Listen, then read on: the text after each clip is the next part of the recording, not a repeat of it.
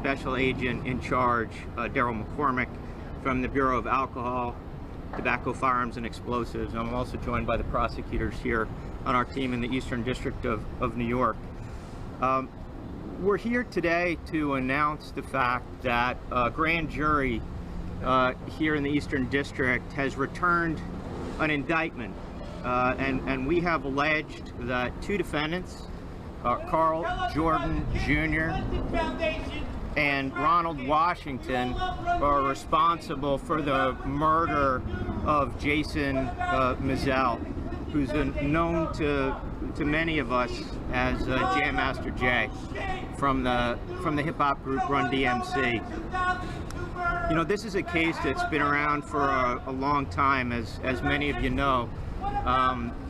Back in 2002, on October 30th, we allege that the defendants Jordan and Washington walked into the music studio in Queens where Mr. Mizell and others, and they shot him in cold blood. Our office, along with our federal partners and the NYPD, started working that case in the early 2000s, very soon after the murder. And there were a lot of challenges that we faced right away. In fact, one of the first cases that I worked on when I was here as a prosecutor in 2008 was this very case. And these gentlemen and our team were able to accomplish what I was frankly not then able to accomplish. And it's really through their hard work and the work of the Queens Cold Case Detective Squad, the FBI, who was with us at the outset, and the ATF, who has joined us along the way, really never gave up on this case. It was important to us then, and it remains extremely important to us now to bring justice for the victim and his family and his friends and the community that cared so much about those events. I'm not going to talk in detail about the case or the investigation. We have public charges filed and a detention letter that will be before the court, and that will contain some more information. I think it's important that, you know, we recognize that this is just the first step in a process, that charges in an indictment, as you know, are allegations, that every defendant has a right to hold the government to its burden of proving guilt beyond a reasonable doubt in a courtroom, and that's what we intend to do with respect to these defendants. I also think it's important in this time for us to recognize that there are certain crimes for which the passage of time affords no safe harbor, and murder is one of them. We've charged this case with respect to Mr. Jordan as a drug-related homicide and the use of a firearm in connection with that offense, and the same charges apply to Mr. Washington. Also, with respect to Mr. Jordan, we've charged a conspiracy, narcotics distribution count, and 7 substantive distribution counts. But primarily, this is a case about a murder that for nearly 2 decades had gone unanswered. And so today we begin to answer that question of who killed Jason Mizell and why, and we're confident that we can prove those charges beyond a reasonable doubt. So with that, I'm going to turn the podium over to Chief of Detectives Harrison. I'm sorry, I did detect there was some background noise there at the outset. I don't know, was everybody able to hear my earlier remarks? Sure, I can repeat those. I'm happy to do that. So, a grand jury returned an indictment here in the Eastern District of New York charging 2 defendants, Carl Jordan Jr. and Ronald Washington, for their involvement in the murder of Jason Mizell, who I think you all know was known as Jam Master Jay and part of the group Run DMC.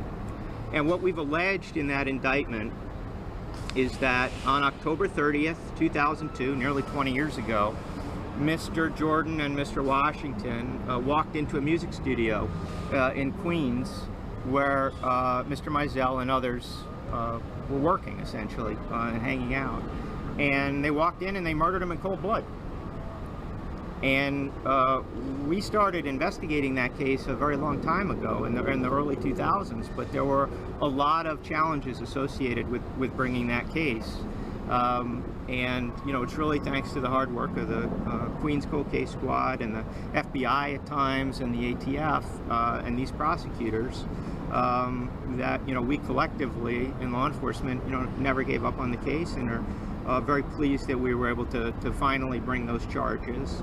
And I think I reminded folks, if you couldn't hear me, that this is really just a first step.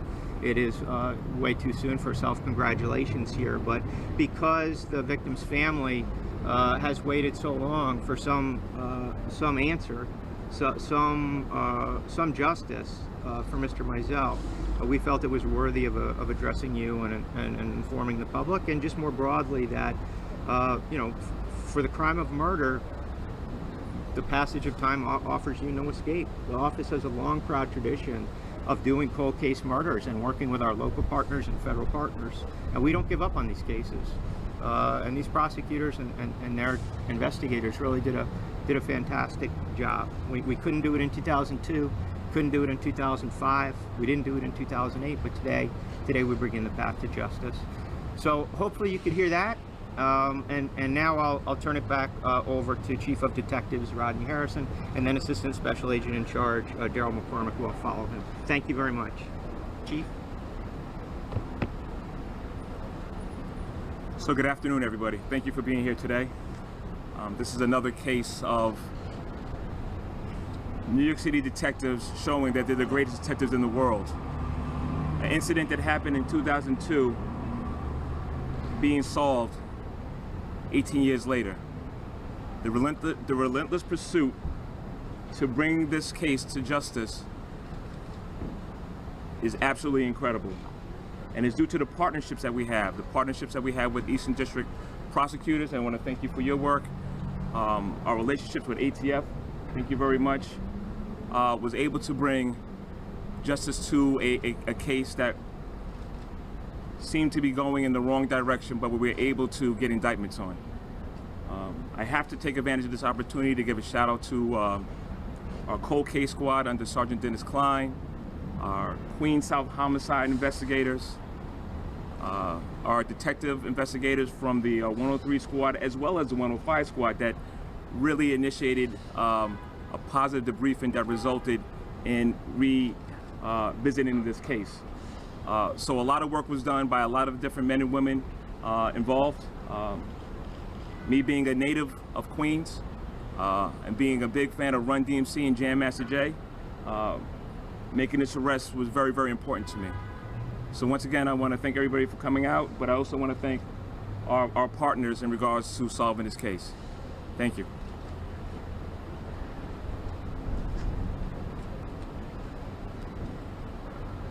Good afternoon, my name is Daryl McCormick. I'm the Assistant Special Agent in Charge of the ATF here in New York City. ATF joined this case in 2016, and since then we've worked diligently with our partners at NYPD and the U.S. Attorney's Office to solve the senseless murder of Jason Mizell, known as Jam Master Jay. NYPD detectives and ATF special agents deployed a wide variety of investigative techniques to uncover the evidence that led us where we are here today to announce these arrests and these indictments. The investigation demonstrates the collaborative commitment that we bring to justice those involved in violent gun crime in New York City and across the country. To the family and friends of Mr. Mizell, who've endured a heavy burden of grief over these many years, we hope that today's arrests and indictments and this announcement will bring some measure of peace, knowing that those responsible will be held accountable. I want to also thank the United States Attorney's Office and the NYPD for the excellent collaborative work and the enormous effort put in by all those investigators and prosecutors in this case. Thank you very much. Thank you, everybody. Thanks. I just want to add that Mr. Jordan will be arraigned by a video teleconference this afternoon. Mr. Washington will be arraigned at a later date to be determined by the court. Thank you for your attention. Thank you. Okay. I'm going to email out the press release now and the documents to all your media outlets.